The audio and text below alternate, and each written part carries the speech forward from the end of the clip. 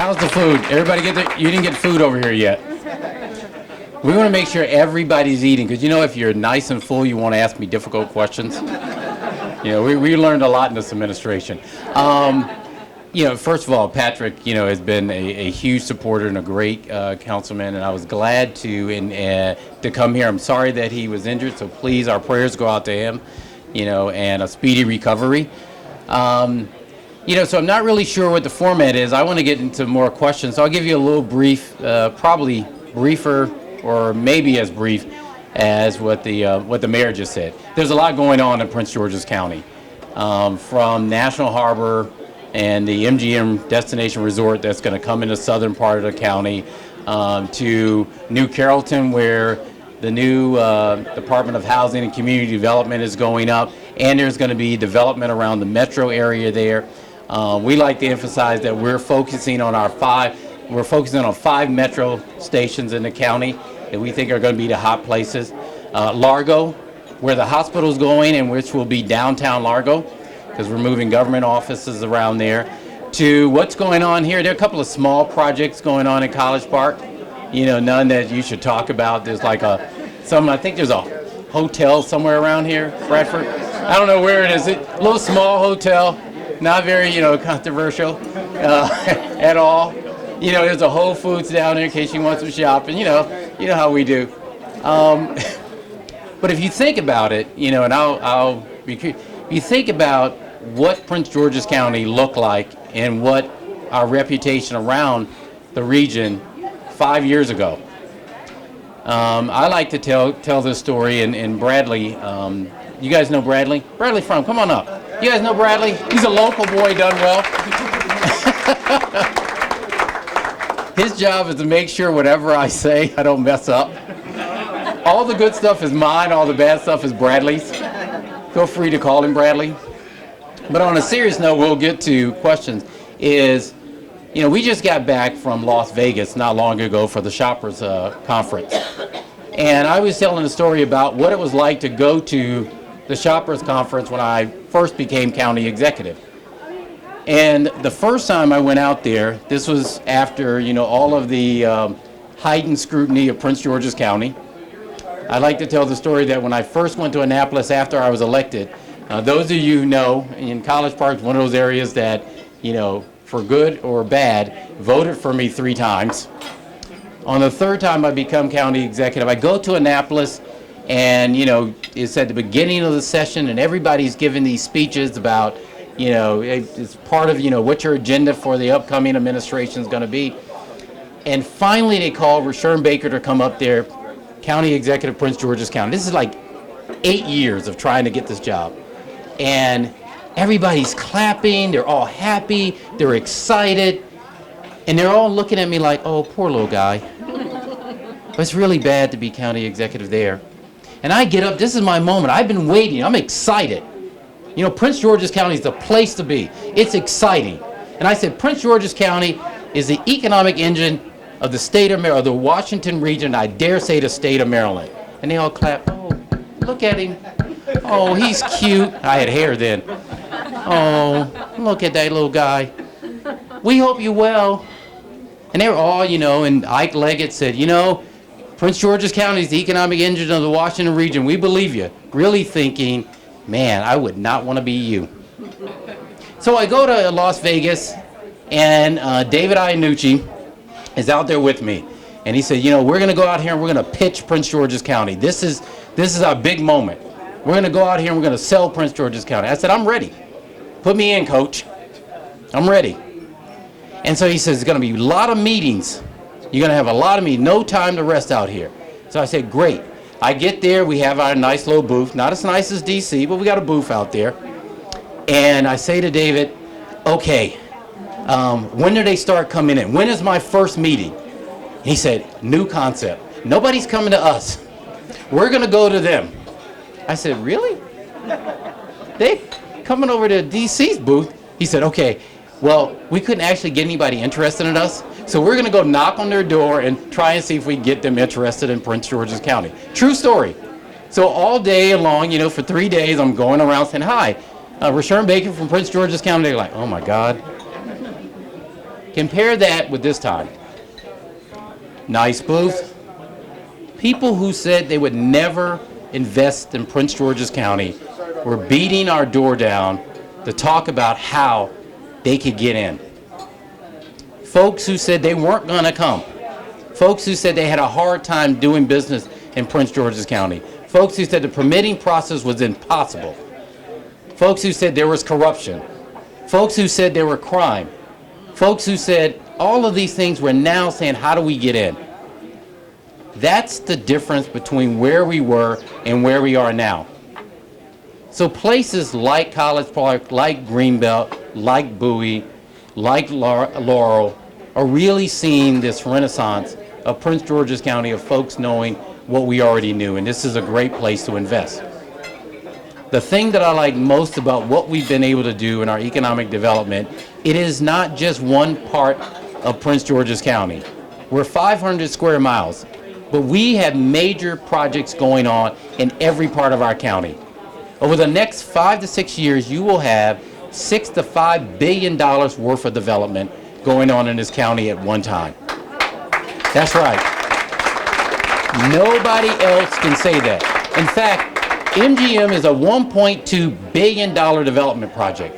If we get the FBI, and I think we're going to get it, that's a $2 billion development project. You could have the largest development projects happening in Prince George's County at the same time where no other part of the state has ever seen that. So now when I see my good friend from Montgomery County, Ike Leggett, my former professor, the first thing he says to me, and we were on a panel together in Montgomery County, talking about doing business around the region, the first thing he said was, Montgomery County is the economic engine of the Washington region, and I dare say the state of Maryland. Because no longer did he feel that Prince George's County could not compete. We are competing. You know, crime is down to an all-time low, thanks to the hard work of our police department, our partners at the University. Give them a round of applause, University of Maryland, your police department. The chief knows this, and the Lord knows this, that when we had a 33% reduction in homicide, was the largest reduction of any other place. There are places who matched it, but no one else had a larger reduction in homicides. This time, we were actually in a meeting, a crime meeting this morning with the chief, and we were talking about the fact that we're looking at crime is down in the county about 19%. But we're looking at our homicide numbers and trying to see how we get them even lower. Years before, we would have never believed that we could see the reduction. Healthcare. So we're not just building a hospital in Prince George's County at Largo. Mind you, a hospital going at a metro station. Who would have thunk it? Great idea. You combine healthcare with economic development at a site. But it's a regional medical center for the southern region of Maryland. So you not just build a hospital, you build economic development and you build a healthcare system that connects throughout all of the county's healthcare system. And it's going to help us reduce some of those health disparities that affected Prince George's County for each year. So crime is down. We're doing something about health. We're improving the health outcomes in the county. You look at, what we're doing in terms of economic development, we're building around there. Our infrastructure, we talk about the Purple Line, which we want, which we're going to make sure comes. But what we aren't going to do is give away the ship. This is a statewide project. What I've said to my good friend in Montgomery County and to the governor, I think the Purple Line is a good deal. It's a good deal for Prince George's County. It's a good deal for Montgomery County. It's a good deal for Howard County. It's a good deal for Anne Arundel County. It's a good deal for Charles County. We're all going to be able to attract businesses to this Washington region. So we're willing to do our part.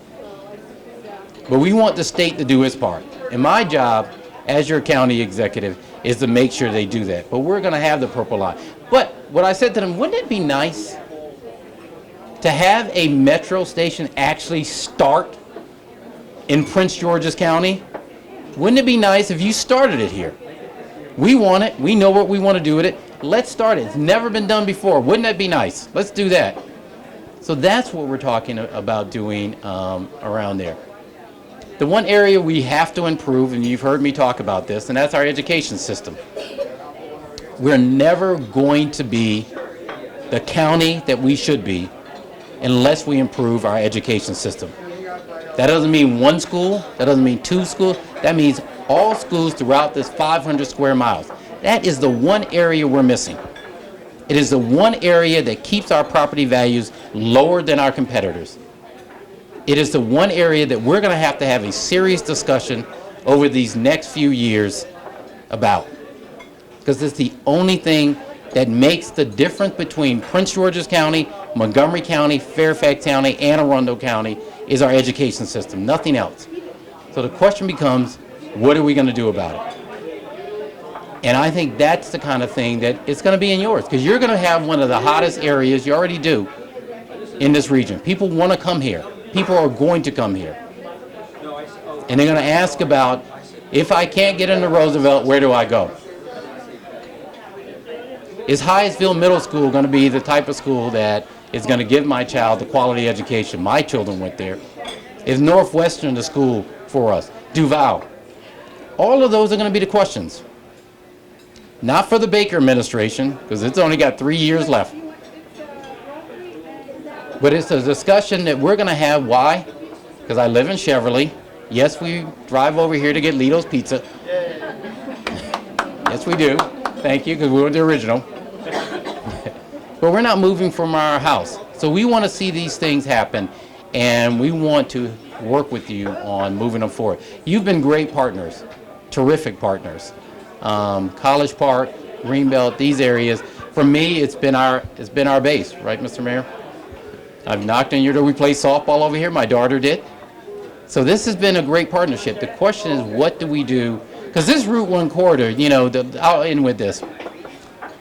So the vision always was to have the Arts District run from College Park, all the way down to the Rhode Island Metro Station. It was to have a seamless development along this area where you could see people going and catching a Metro bus or catching a circular bus, going to College Park, going to Mount Rainier, going to the district, coming back, not having to drive, expanding what we do in terms of making sure traffic flows here, but really getting people out of their cars into places like Lito's and spending money. Why? Because the more money they spend, the more tax revenues we have, the more we can invest in education and public safety and things like that. So we're going to work hard with you to make this happen. Part of this is hearing back from you. So at this point, I will stop and we'll do questions. Thank you very much.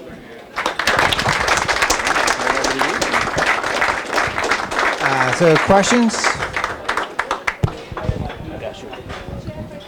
I'd like to know if you would see the possibility of the revenues that could be raised from the case studies of Prince George's County development. That's one question I have. The other question I had, other than the case studies of the development, how do you foresee looking at military base closures and this mortgage equity market? So the first one was the revenues from case studies of Prince George's County development. Bradley? Just as far as estimates? Yeah. Raising money from published material from the case studies of Prince George's County development. I see. If we put out these into case studies and raising revenues from people looking at us as a case study.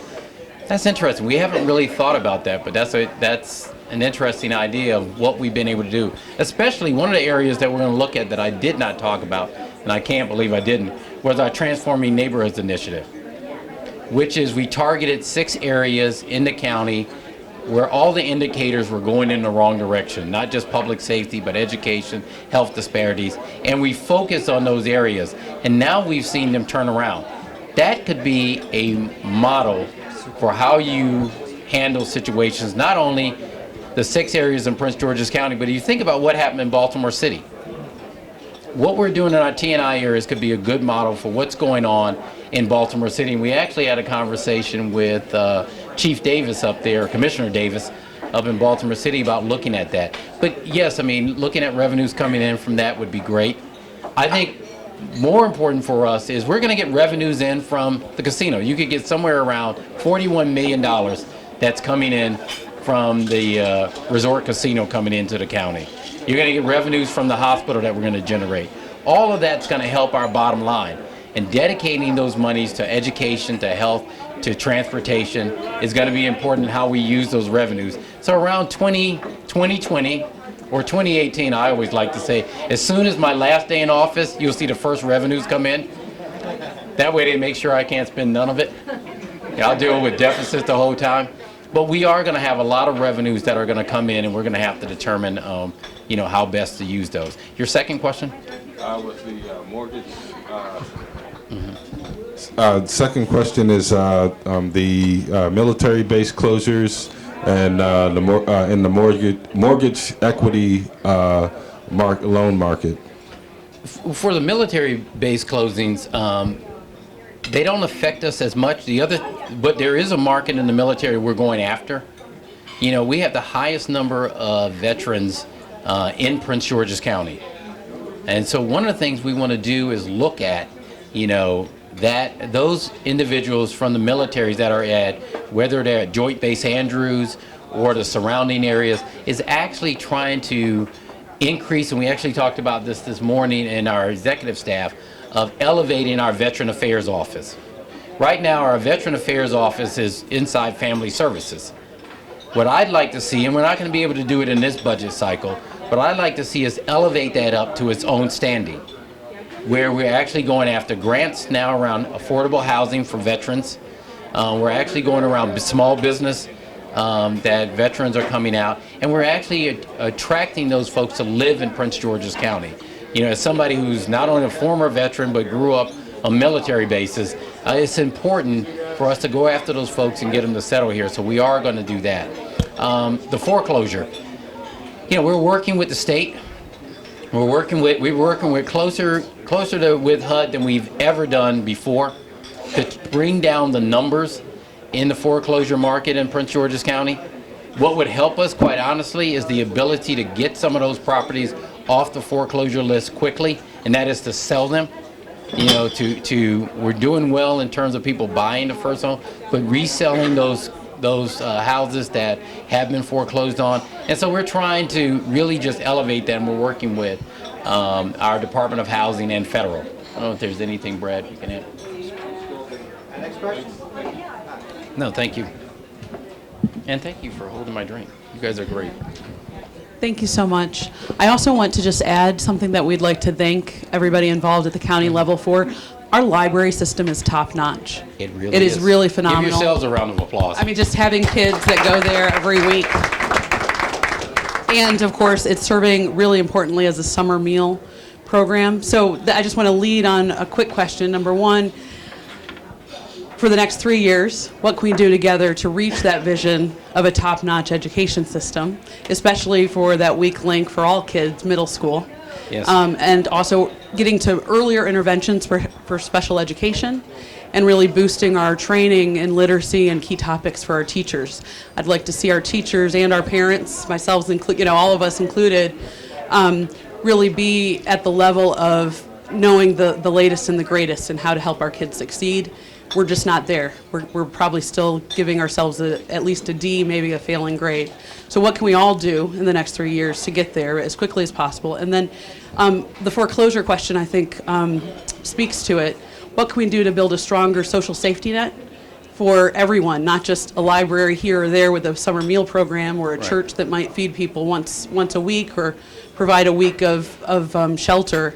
And my apologies, maybe something like a plan like this is already in the works, but I'd love to find out what we can all do together, higher education, faith institutions, community groups, so that I think the real success is not just making sure we're an economic engine for people who are middle class or wealthy, but ensuring that we're, as a county, serving everybody who's the most vulnerable. Thank you. No, thank you. Great question. Let me start with the last one first. On the foreclosure, you're absolutely right. The other issue around the foreclosure crisis is getting people into help early. We just did, I think, do you remember, Brad? We just did our annual foreclosure assistance at the sports and learning complex. I would say 3 weeks ago, 4 weeks ago. So we do one every year where we bring out all of the banks that deal with mortgages around Prince George's County. We also bring in HUD, we bring in the state, and we bring people that can help. It's great, and we service a lot of folks who come through there, but not nearly as much as we could be. So one of the things we can do as a community, and I say this to the faith-based community when I speak to them, is, no one's going to call Rashawn Baker first, when they miss that, when they're 3 months behind. They're just not. They're not calling government. But they are talking to their neighbor about the problems. They are talking to their church. They may talk to their local council member who they know better, at the city level and the town level. And what we need to do is make sure they have the information of how we can help. The earlier intervention, we can help them not lose their home and stay in their home. We can help that. The other thing we're going to start doing is, and we're working with HUD on this, is actually working with the banks more. There are some banks that are helping us, get a lower mortgage payment for people to stay in their homes. There are some who aren't really working with us, some of the bigger ones. And so we're going to work with the federal level and Congress, but also HUD to help with that in the banking.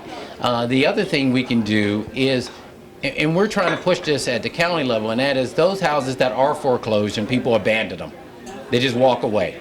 They say it's easier for us to walk away. How do we get them off, with the signs in the yard or not the signs, and get them off of there and get them sold and get somebody else in? Going to work with the bank and saying, how is it better, making it more advantageous for them to sell the house at a lower price than just kind of wait for the market to change around or to take the loss. And so we're going to look at ways of doing that. But we're working hard. The main thing that you can do to help us is those people who are in trouble, let them know there is help. The quicker we get them in, the more we can help. There's always a way that we can help them stay in their homes and work it out. And so we want to do that. Education. What let me do with special education. That's one where it's dollars. It is plain and simple. We've got to have more resources in our special education, or else we're going to be in trouble. Not in trouble during the Baker administration. By the time this hits, I'll be gone. But we need more resources. We need more resources to actually be able to provide the resources for our kids here in Prince George's County. Not have to, go to other places or other schools, but have it here. So that's going to be a money issue. That's going to be one where we're going to have to determine when we get these resources in, how we're going to put them together.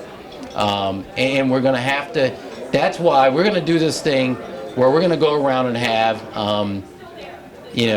conversations with you, with people, about what we want our education system to look like. In smaller groups where we can actually come in here and say, what is it going to cost us? And what are we willing to pay? And what are we willing to give up? So, because in order for us to make sure that we have great teachers standing in front of us, then we have to talk about salaries we pay teachers. Not beginning salaries when they come in, but people with experience. Where do we focus the limited resources if we aren't willing to pay more? Where are we going to put the dollars that we give the school system to have an impact? Is it better for us to focus on those low-performing schools and build them up and then hope that it comes up? But these are serious questions we're going to have, because we know what it's going to take. We just went through a 4-month, conversation about what it costs to have a first-class school system. We know it costs somewhere north of probably $133 million. We know that. We know that's a shot in the arm to take it. If we aren't willing to do that, what are we willing to do? And what are we willing to say goes and what stays? And that's a very, it's not an easy conversation. It is not. I'm the first to tell you it isn't. But it's an important conversation. And it's an important conversation for those of you, how many people live in College Park? Majority. Live in Greenbelt. University Park. Hyattsville. Riversdale. Laurel. All around this, Mount Rainier. Anywhere along this area. You guys live. Yeah. College Park? Yes. Back here. Where do you live? That's all right. We love you. You're the reason we're here. Yes, give them a round of applause. You can even name the county. We like them. The reason I asked where do you live is because these areas along here, along with Largo, and people get shocked when I say this, and Suitland. Largo, Suitland, and the areas around here are going to be the hottest areas for people to move into. Those 30-year-olds, 20-year-olds up in there who are moving in, the folks who are like my wife and I coming out of law school looking for a place, these are going to be the hot areas. One child, maybe no children, but we'll have them. These are going to be areas where people, I guarantee it, they're moving in and the one question they're going to have is not where they're going to shop, not where they're going to eat, it's where they're going to send their child. You're going to get them the first one. The first house, you got them. They're going to move here. The second house is the question. The second house is the question because the second house for people who have children and the people who don't, believe it or not, is if you have children, is where do I send my child for high school? It's not even where I send them for elementary. Where do I send them for high school? For those who don't have children is what is going to be the value of my property when X? Just put a year there. So that's the conversation we're going to have as a county is as we see people move in and buy here. And so what I plan to do and what we plan to do in the administration for the next 3 years is to really work hand in hand with Dr. Maxwell to come up with a concrete plan to say how do we move up at least 2 spots by whatever criteria you come in the next 3 years. Because if we start to see, and we're starting to see some improvement, we are starting to see more people put their children back in our school system. We are to start seeing some improvement in our test scores, our dropout rates, which are very important around 9th grade, around middle school. So we're starting to see improvement there, but how can we see more? And how do we sustain that? That's the sustainable part is going to be the hard part for us. And then what does that cost us? And if we're not going to raise the revenues to do it, then what do we cut? Because public safety will tell you, because we just talked to, our police chief and fire chief, we just told them what their number is for this year, and they nearly cried and quit. But, what are we willing to give up for that? And can we hold on until we see revenues come in? And that's going to be the big question. Yes, ma'am. I've known Kevin Maxwell since he was principal at Northwestern. Oh, no. And That was the pizza question. oh, that's okay. I saw him at Broadneck High School when he was superintendent in Anne Arundel, and I've seen him since he moved here.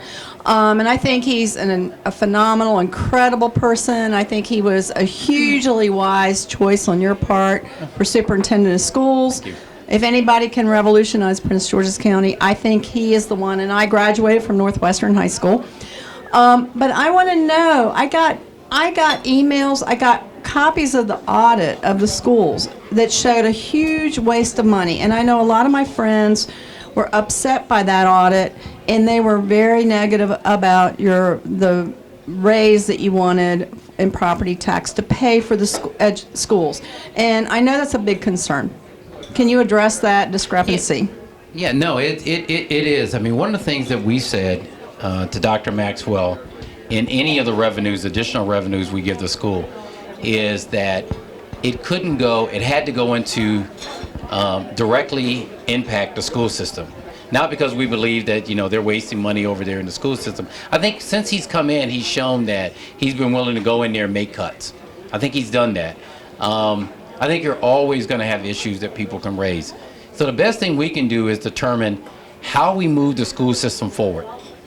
What are the things that are going to actually make Prince George's County one of the top school systems in the nation?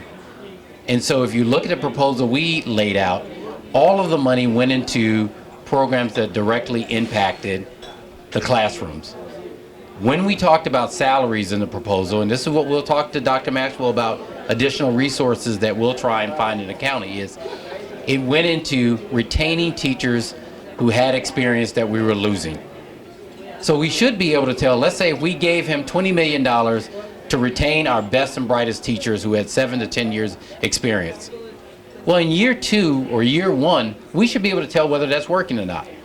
Because the number of teachers who were leaving should be staying. And the number of teachers who are coming back and principals who are coming back, we should see that. I mean, he's starting to recruit some now.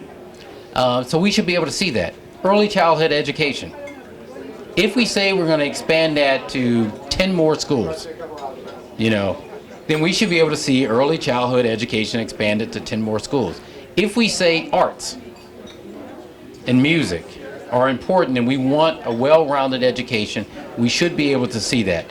Spanish immersion, because I just think a dual language, learning another language makes us attractive. If we say we're going to expand that beyond just the elementary school, beyond middle school, into the high schools, and seamless, we should be able to see it. So I think what we'll have to do is look at the resources we have, make tough decisions on the things that will make our schools more attractive for folks to put their children in, and to retain teachers and retain principals. So it's really a matter of us holding their feet to the fire and holding our feet to the fire. No, it doesn't answer your question, but. One's just a commentary on the school funding thing. Both my daughter and my son told me on the makeup days for all the snow days this year that they basically sat in school and did nothing. That's a problem. Yes.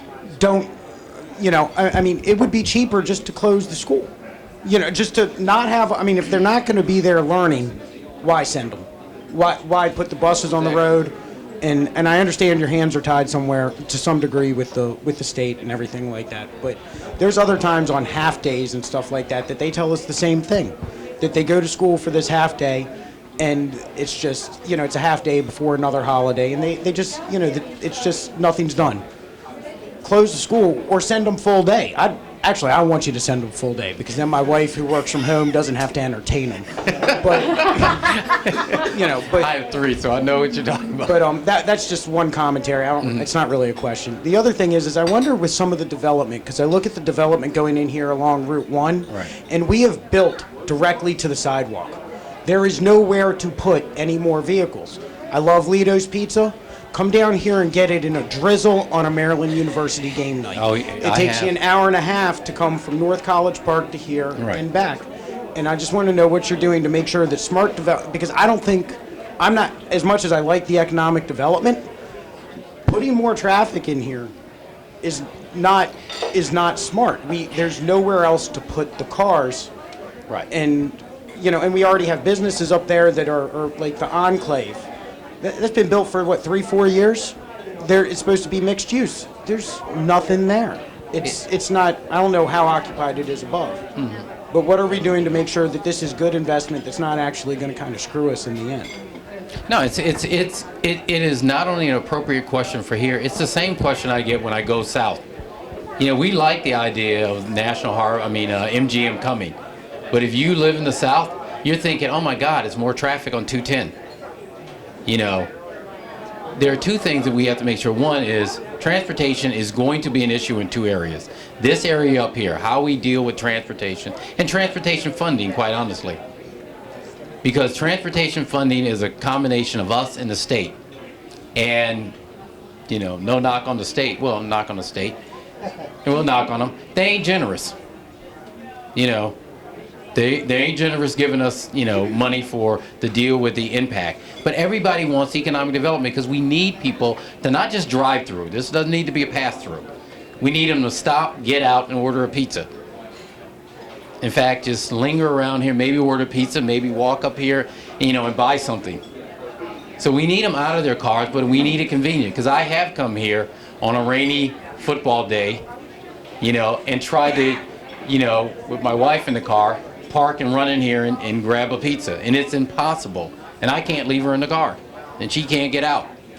So I know how hard it is.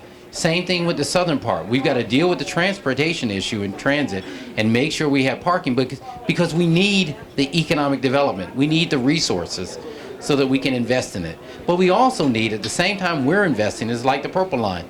We're going to put up our share. But it is a statewide project. We need to make sure the state's putting up its share. That's why we have delegates and senators to the state. But so what we're going to do is make sure, and that's where you come in. You know, you're impacted every day by what happens here. A lot of it is going to be trial and error. You know, we just got to make sure that we're looking at it long term. And then that's why we have Bradley, right? We have people like you looking at the traffic impact. And we have them locally, so if it's messed up, you can go knock on his door like they do in Chevrolet.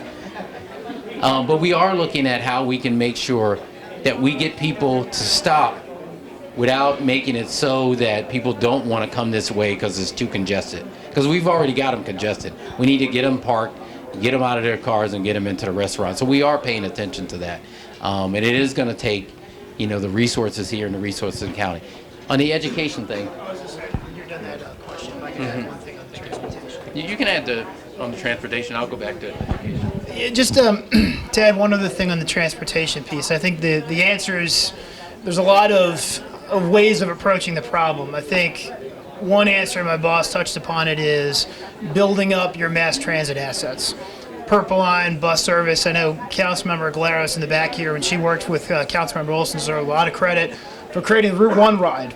It's a bus service that just goes up and down Route 1. You know, the thought of getting folks out of their car in a shared way of transportation.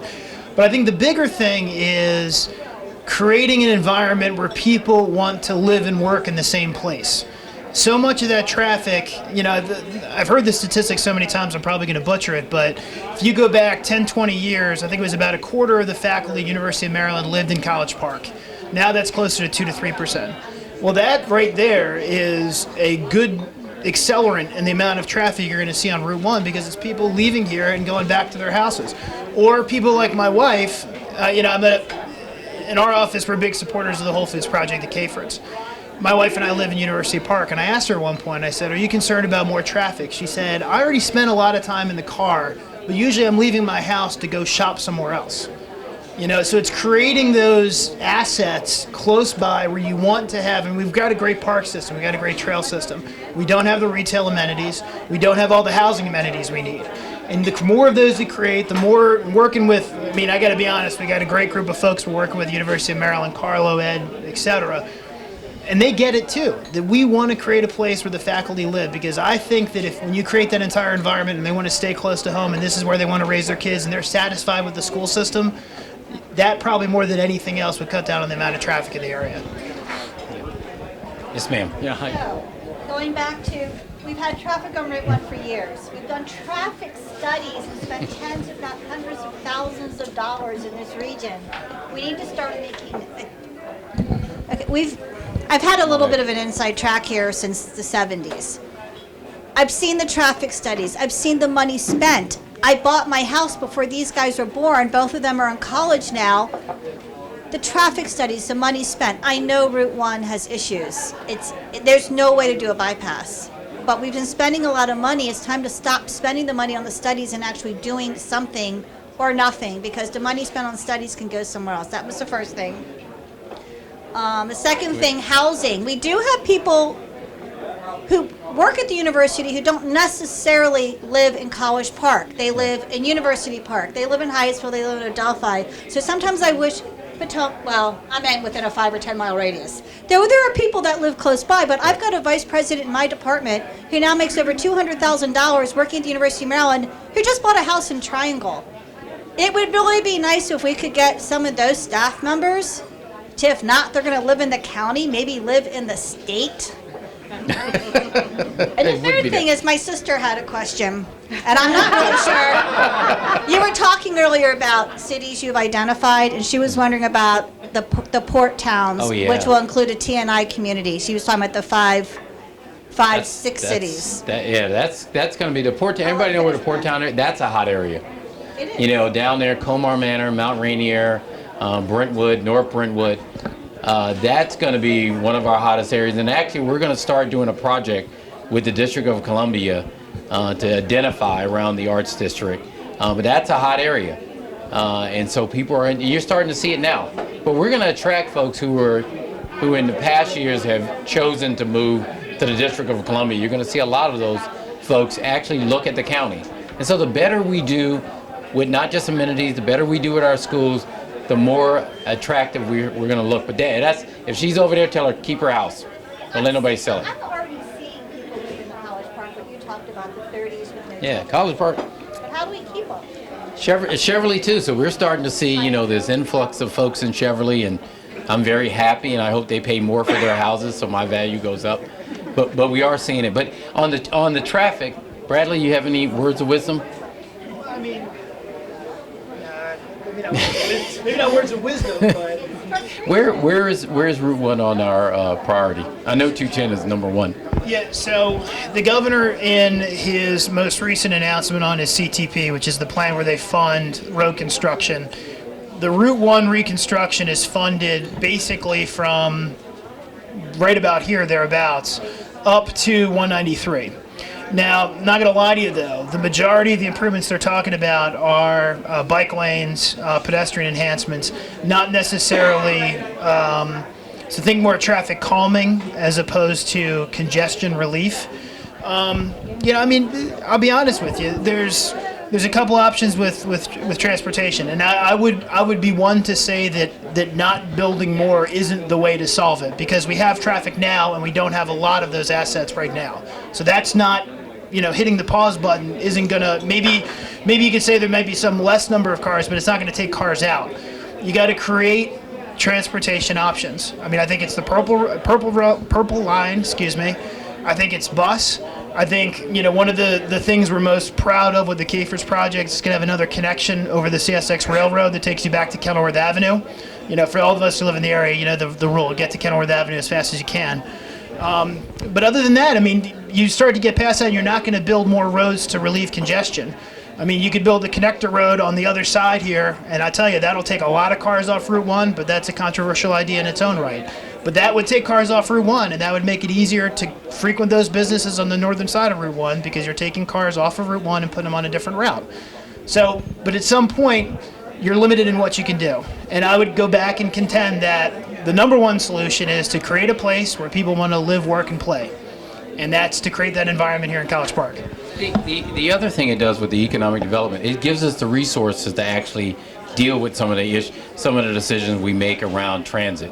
So you talk about the studies. You can have the reason you have so many studies is you never have the money to move it forward. So you do another study every year. But with the economic development that's going to happen in the county, it at least gives us another pot of money that we can put toward these areas and come up. And we said the same thing to the folks who are in the southern part at 210.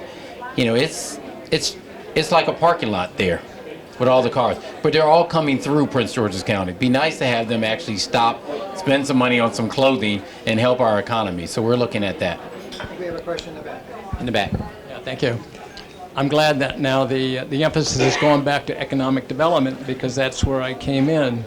I think what we're interested in, and I'm glad that the recent comments have gone to that, quality of life. I think money can be thrown away. I'm not a fiscal conservative, but I do believe that we need to start thinking about ways of doing things better than what we're doing. It's not money that we are interested in here, I think. We're interested in a better quality of life.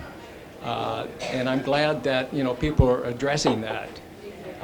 In terms of where you want to be, this is really important, that you want to be in a place that has the quality of life that we all appreciate. And I think there's the problem, because the quality of life in Prince George's County in many areas is really lacking.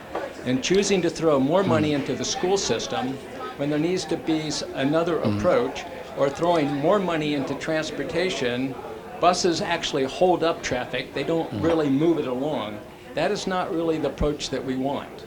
I think we need more intelligent addressing of the various problems that we all experience, and it's really quality of life, not more of this, more of that. When you say quality of life, what do you mean? Pardon?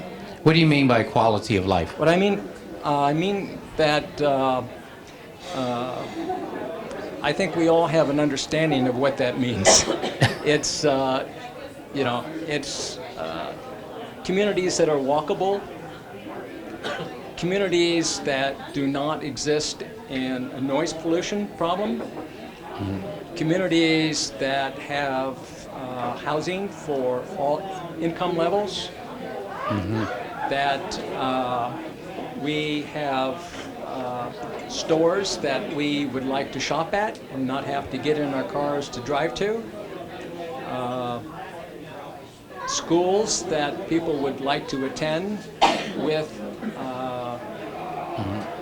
educational opportunities for those students with creative teachers. And I don't think money is the way to take us to that end game. I think that emphasis on economic development is actually part of the cause of the problems, some of the problems that we're experiencing. The Maryland Book Exchange, which was a strongly pushed by the planning board and our county executive, was quite a mistake in terms of the quality of life for people who are actually going to be living in this area that we call Old Town College Park. The building itself is way out of scale with the neighborhood, and all of us did what we could do to try to keep that building from being built. But it was all around economic development that caused that building to be built. And I could probably point out many other enterprises that are being pursued that are not affecting the quality of life that we all would like to have here. No, I would say, you know, I wanted you to define quality of life because it's important to know what we're talking about. You know, a lot of times what we'll get is people will say, hey, I think you ought to improve X, Y, and Z. Well, throwing money at it is not the answer. Okay, well, what is the answer? You know, what do we do? How do we get there? What does that mean? So when you define quality of life, you're absolutely right. So my job as county executive is make sure the quality of life Prince George's County and all 500 square miles, that everybody has that.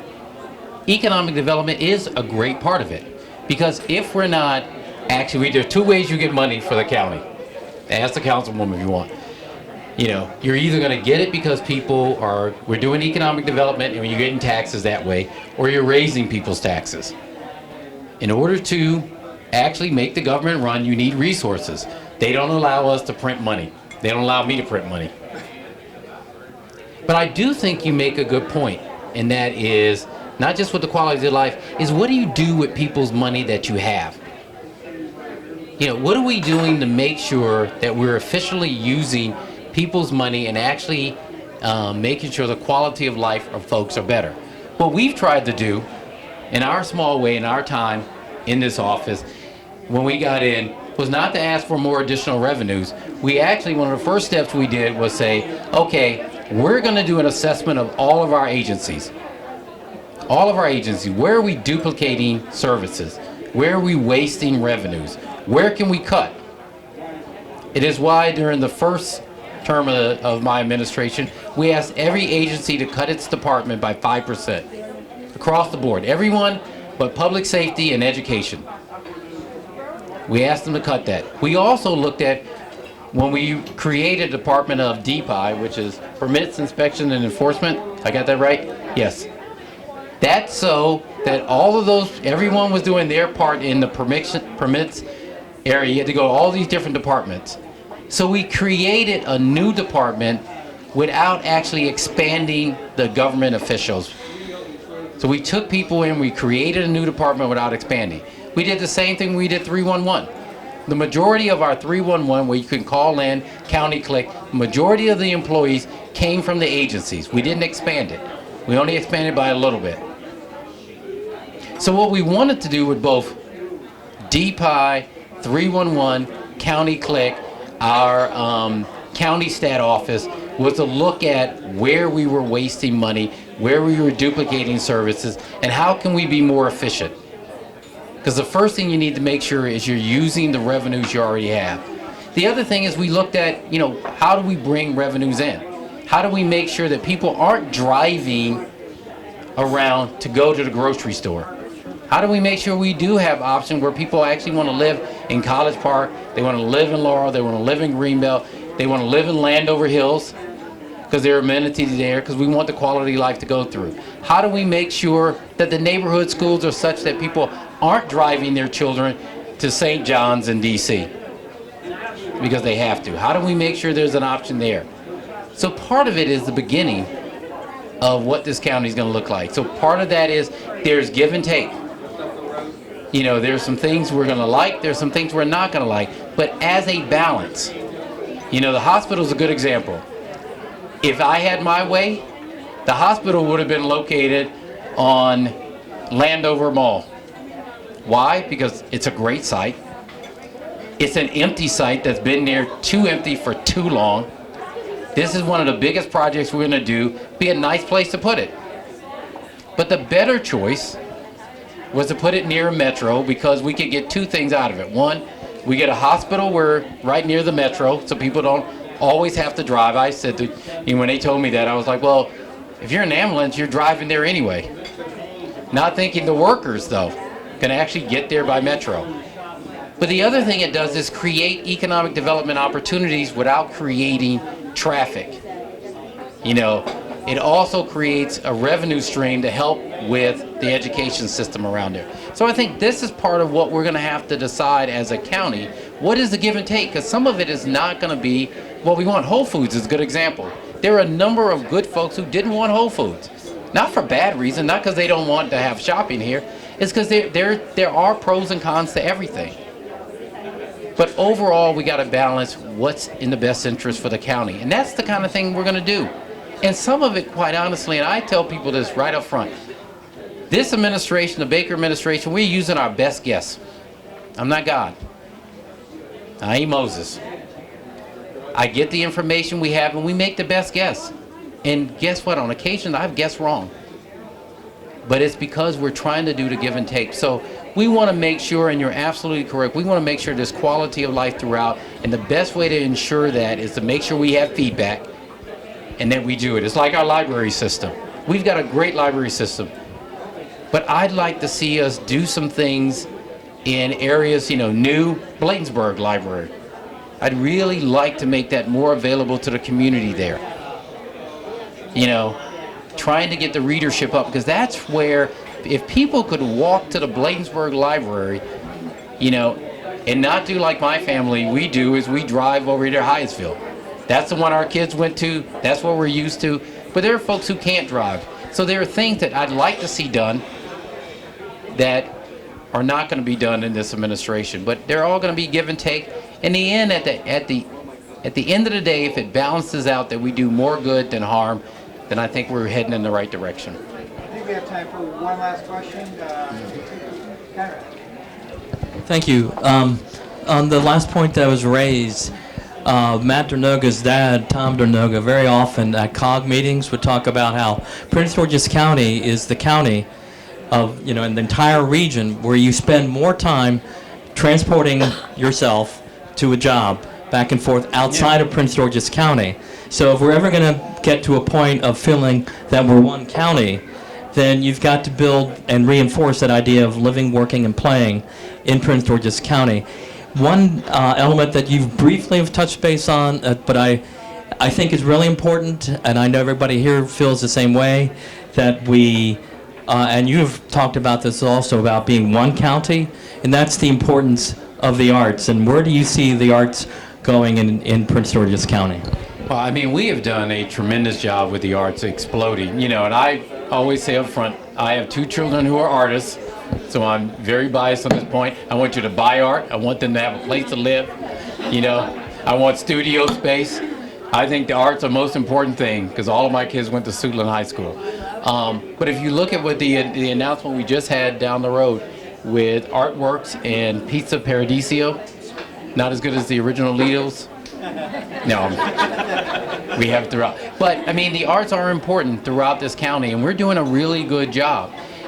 What we need to make sure, though, is just like what you see in other places, that we have that opportunity throughout our children's education to have it well-rounded. That we know that in our schools and in our neighborhoods that there are programs so that our kids, you know, the arts help them in other subjects. And that was the great thing about this opening down at the Artworks, because Barbara Johnson, I think is her last name, Barbara talked about how she actually got interested in college through her art classes at Seton High School. So we want to make sure the arts are front and center. But you know, as a county, we do, I mean, two areas we're really, really, really good at. One is our parks and recreation. We've got some of the best parks that you would ever see, and we utilize them. And the other is we're really emerging in terms of the arts. I'll close with this on the arts. So when my son came out of graduate school, you know, his first thing was, you know, my wife and I should pay for him to have an apartment in New York to start his brilliant career, because he is Picasso. You know, just the world don't know that yet. And I said, well, that's very good, and we know you are Picasso, honey, but since the world doesn't know, you need to come home. And he said, well, you can't have, the arts community in the Washington region is just, you know, is not there. You know, you can't really get started. So fast forward almost 7 years later, you know, he has an art showing in DC, has an art showing here in Prince George's County, and the art community is really vibrant now. Not just a local art community, but we're actually getting national attention. And I wouldn't know that if I didn't have artists who actually were in the family. So what it means for us is, you know, that's going to help us create that quality of life. Because it's not just, you know, the shopping, the eating. It is the fact that, you know, you can go over to University of Maryland and go to a concert. You know, that you can go to an art show here, that we have these creative things. It'd be nice to have a first-class museum, and we tried really hard to get one to come here into the county. But that's going to be very important for us. Well, you've been very kind. Thank you very much. Thank you very much. Really great to have you here. And you're obviously more than welcome to stay. Actually, everyone, you've got time to stay and enjoy and living smart, eating locally here. And thank you all for being here tonight. Thank you. Another round of applause for O'Shearn Baker.